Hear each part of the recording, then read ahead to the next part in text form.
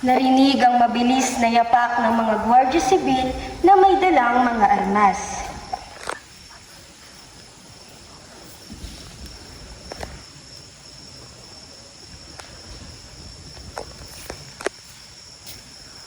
Ibarra! Elias!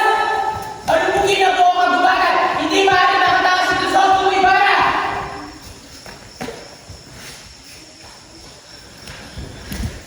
Ibarra! Bilis! Bilis! Ayan si Crisostomo, Ibarra!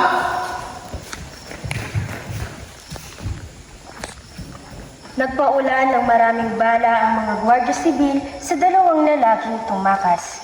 Sasakay si Ibarra at Elias sa isang bangka at darating ang mga Gwardiya Sibil at makikita nila na paalis na ang bangka nina Elias at Ibarra.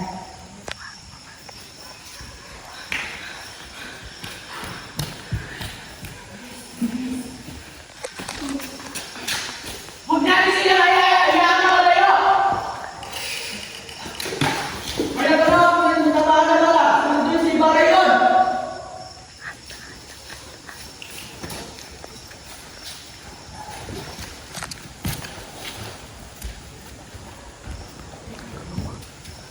Nagdarasal si Maria Clara.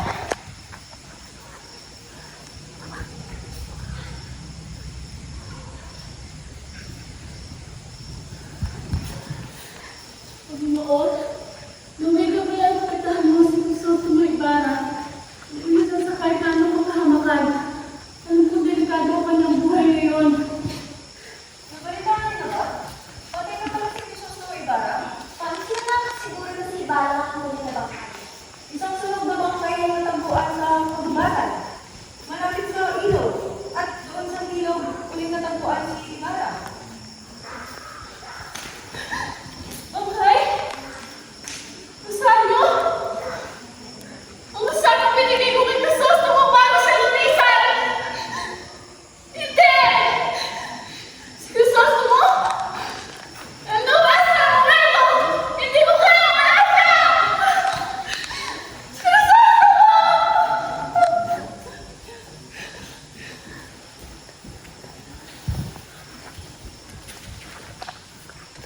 Namumutlang at may sakit si Maria Clara na nakita sa kanyang kama.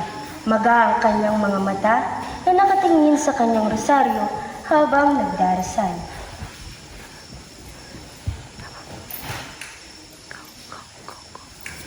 Ave Maria, Señor con nosotros, ahora sin malignos. Ako ang gatas, ilapin mo ito, kahit sa'y lumakas. Bawal pagod, o ganimyo, inumin mo at inuman mo. Hindi ang tayo mo! Huwag Maria Clara! Pag sinabi mo ayaw mo, ayaw mo! Wala akong kamalon! Si Crisostomo Ibarra! Bakit di mo siya maligtaan? Ako lang ang mahal mo, Maria Clara! Ako lang! Ako lang!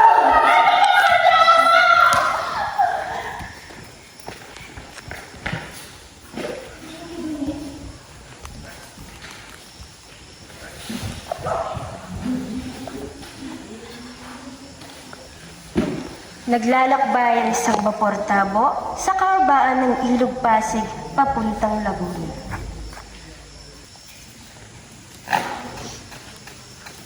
Napakutad naman ng pagkotang ito. Kapitan, bakit yung pinukwesto ang mga hangal ng tauhan? Huwag kang mainit, Donya. At baka sasagsag tayo sa butiri, sumagsagsak.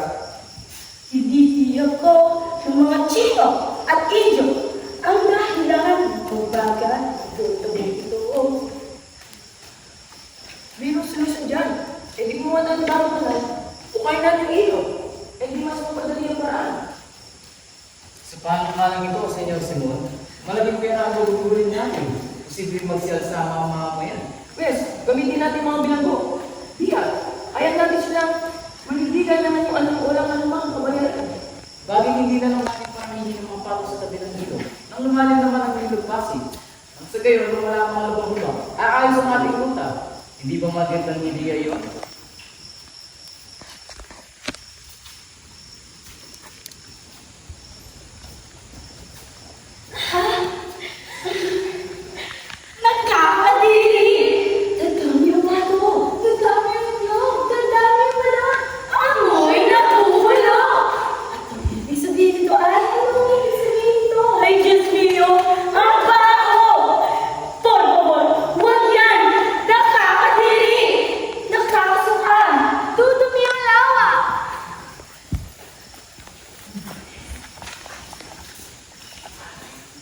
Sa ilalim ng Bapor Tabo, nakipagdiskusyon sina Basilio, Kapitan Basilio, Padre Florentino at Isagani.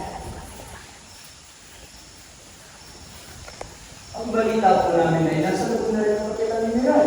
Kaya nagpadala kami ng petition para sa kanya upang magkaroon na ng paaralan ng may kapasila para sa ating mga.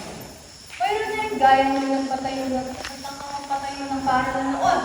Ngunit, batid nyo rin marami na nung nangyari sa kanya. Sumiway, inarin ng mga Lord Sibil. Hindi ba? Batid nyo naman pala.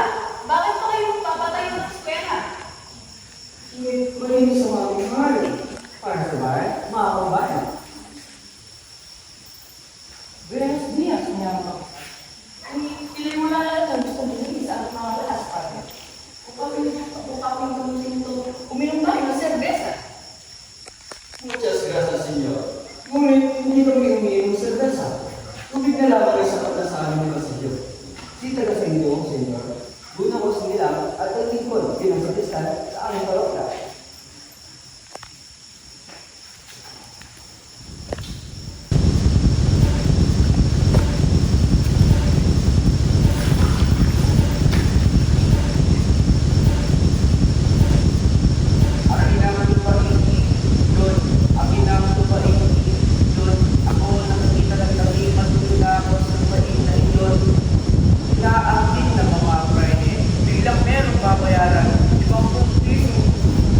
Hayaan mo sila! Wala tayong laban sa mga Friday. Hindi maaari. Doon ang nalagay yung aking asawa at anak. Ang ginamumay ngayon! Ang ginamumay ngayon! Takpi na lalaki yun! Babae na lang ang piso!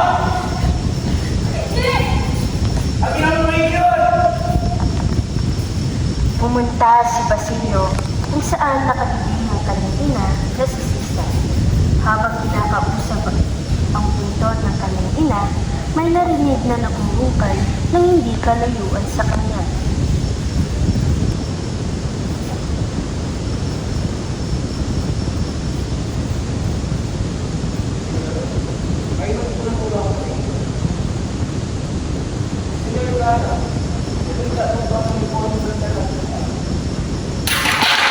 Di ba ako kayo nakakala mo?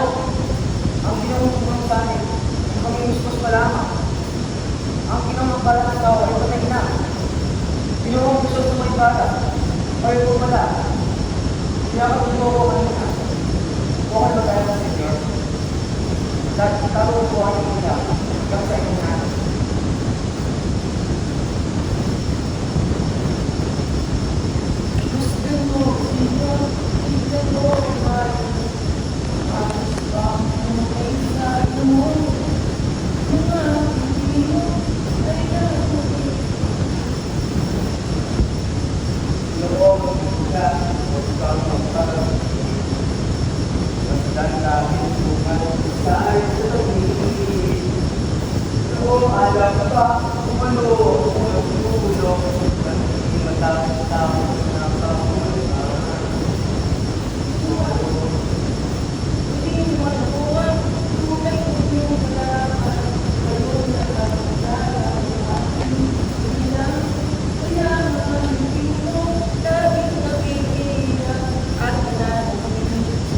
Sinusunuran kahit may tatsulok at sila ay nasa tuktok, di matatapos tulo.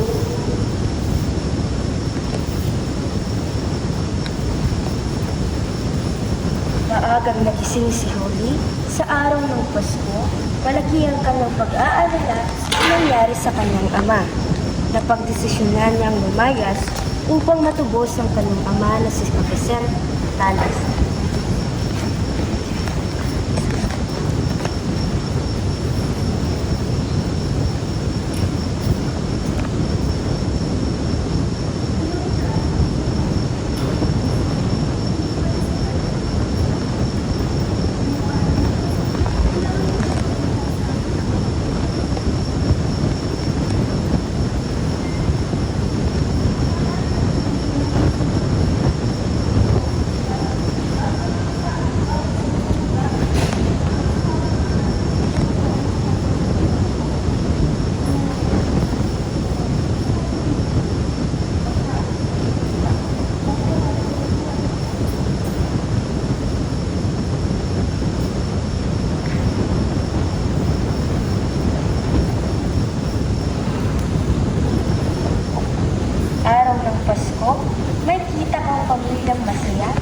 maraming bumisita sa kabesa de barangay upang batiin si Tanggang Selo.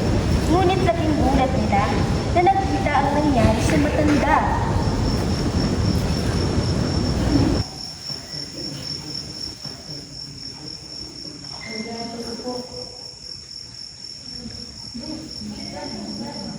Ala, baby na. Nakarating kay Hermana Penchang ang sinapit ni Tandang Selo. Dahil ay pinarusahan ng Diyos dahil tayo ay makasalanan. May kamag-anak na makasalanan na dapat sa amin tinuturuan ng kabunay-banal. Tingnan mo ang nangyari sa pamilya ni Jude. Akalain mo, ang maaari ng mag-asawa ay hindi man lang marunong magdasal. Jude, kumain ka ba nga? Basahin ko itong libro. Kailangan mo iyan upang mawasan ang iyong kasalanan. Kasalukuyang nagpupulong sina Isagani, Jackson, tungkol sa pagtatayo ng akademya. Si Placido Penitente ay naglabas ng sama ng loob.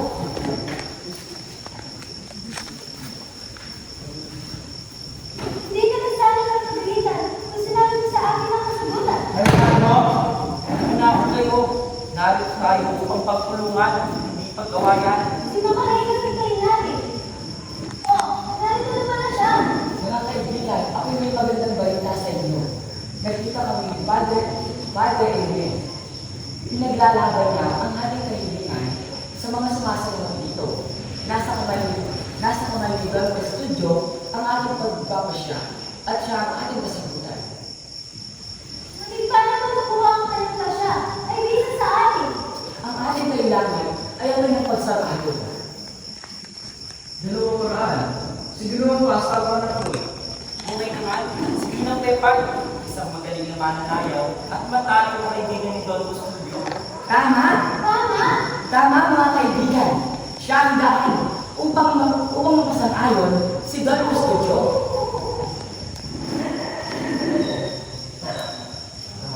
Bayan, tayo'y magpapakita. Habang araw, pusot diwa ng bayan pinsan. Justisya! Justisya ng bayan, wala kataruhan. Isang taon, hawak ng bayuhan. Kung bayan, tayo'y magpapakita. Abot tanaw, ang galang ng araw. Pusot diwa ng bayan pinsan. Sumisigaw. Justisya! Panglaya ng bayan, bakit di sa tao, hawak ng layuhan.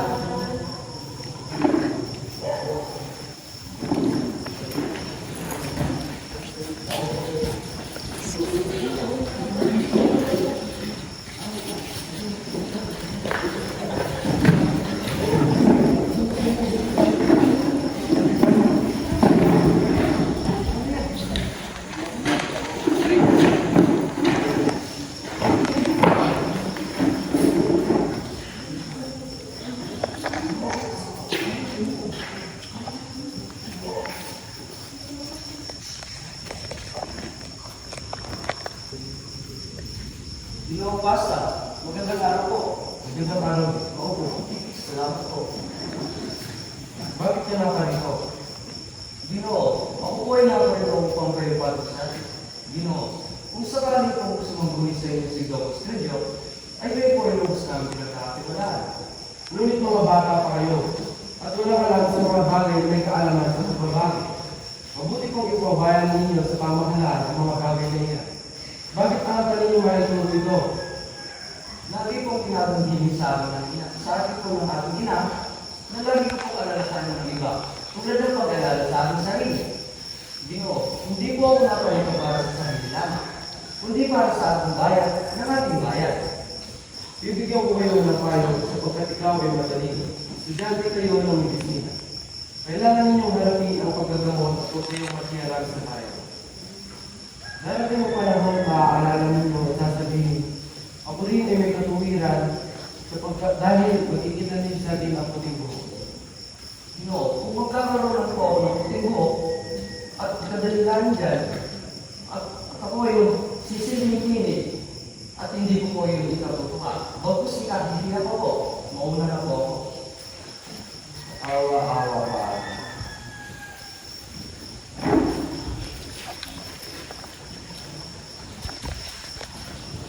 Si Quiroga, isang negosyanteng nagaya ng lipunan. Dumalo si Simon upang singilin ang Chin sa kanyang utang. Sa kanyang pagkadismaya, hindi niya ito binarayan.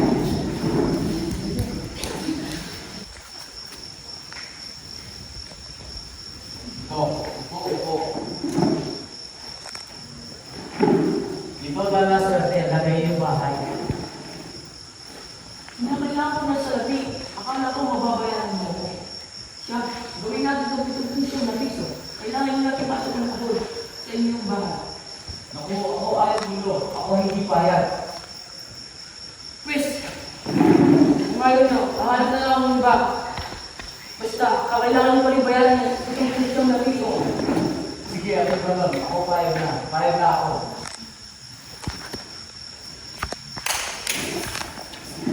Punong-puno ng tao sa dulaan, isa sa dumalo sina Isagani, Macaraig, Sandoval, Lacson, Doña Victorina, Paulita, Helaes at Don Custodio.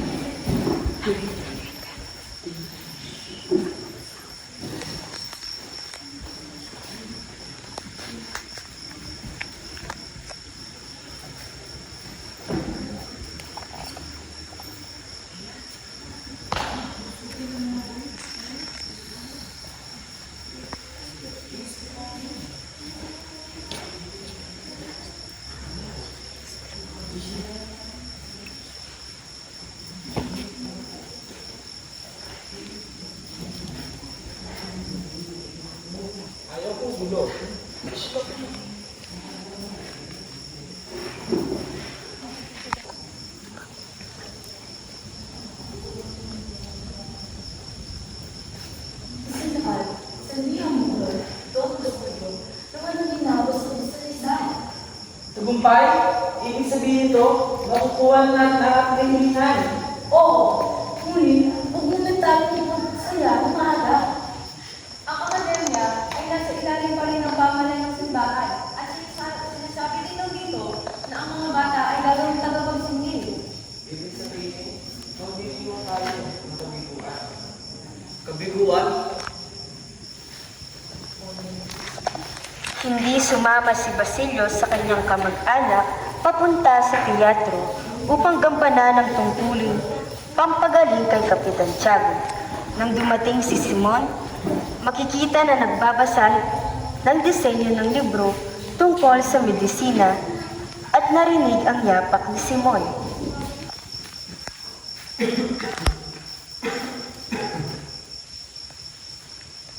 Ano ang katawang ito, Sr. Simon? Kamusta? Diyan. Ano ba ang hawak ng iyong sakit? Parang Pilipinas lang. Kamunting lang ang oras, mabukunong dugo ang kapaligiran. Sisiguraduhin ko, mararamdaman nila ang aking pag-iganti. Mamili ka, kalayaan mo ang katayan, kakampi na lang ang oras mo. Basilio. Kamatayan o kalayaan? Ano ang nais mong gawin ko? Kinakailangan nyo lang pumunta sa Santa upang itakas ang aking minamahal. Ito lang at Tiago ang makakakilala. Si Maria Clara? Huli na ang balita. Matagal na patay si Maria Clara. Ano? Ano ang sabi mo? Ganyan din ang naging reaksyon ni Kapitan Tiago ang laban ng kanyang balita.